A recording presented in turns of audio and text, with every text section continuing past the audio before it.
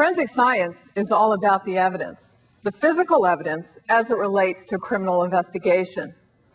So that means that we can get lots of information from that physical evidence that will help with our criminal investigation. One of the first categories for the types of information that can be gotten from the physical evidence is the information about the corpus delicti.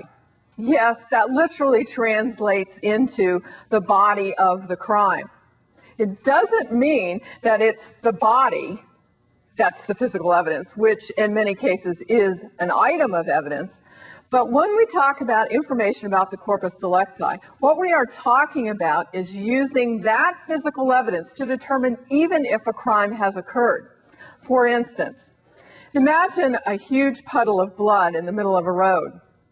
Oh, let's send out the dogs. Let's start a manhunt. We've got a killer on the loose. Well, not hardly. If that physical evidence is analyzed and it's determined that that red-brown substance in the middle of the highway is cow blood, maybe all we should be looking for is a freezer full of meat.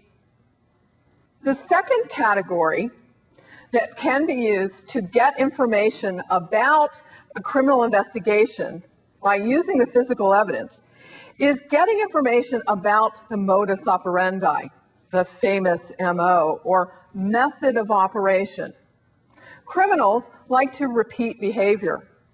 They also like to repeat physical evidence that they leave behind. For instance, bank robbers will always wear the same mask.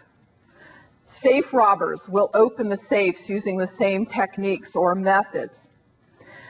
Bombers like to use the exact same explosive device. They are leaving, in essence, their signature.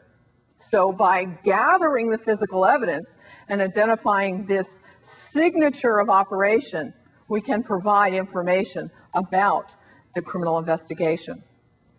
The third type of information that can be gotten from the physical evidence relates to something referred to as linkage.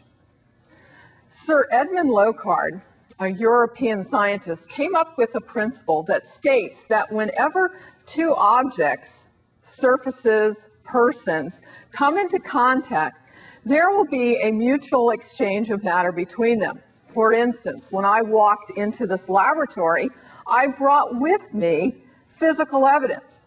It's going to be left here in the laboratory, and when I leave the laboratory, I will take from this lab with me new physical evidence.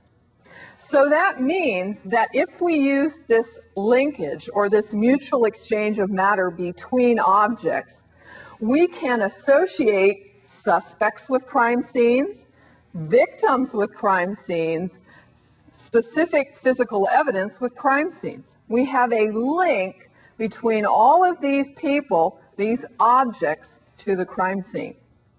Another type of information that can be gotten from the physical evidence relates to substantiating or corroborating and maybe even disproving what witnesses are saying, victims are saying, and in some cases what suspects are saying about a particular criminal investigation.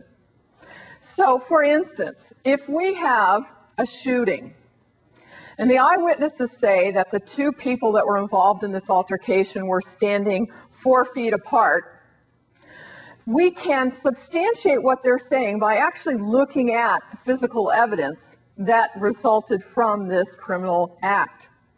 In this case, we're talking about gunshot residue. The dispersion of that gunshot residue on the target surface gives us a clue as to how far apart the shooter was to the target. So by doing a series of test firings, we should be able to corroborate what the eyewitnesses are saying, or in some cases, show the subjective nature of those eyewitness accounts. They're only human. The physical evidence doesn't lie or is not misspoken. Lastly, one of the other types of information that can be gotten from the physical evidence relates to providing investigators with investigative leads. For example, pieces of plastic lens material are found at the scene of a homicide.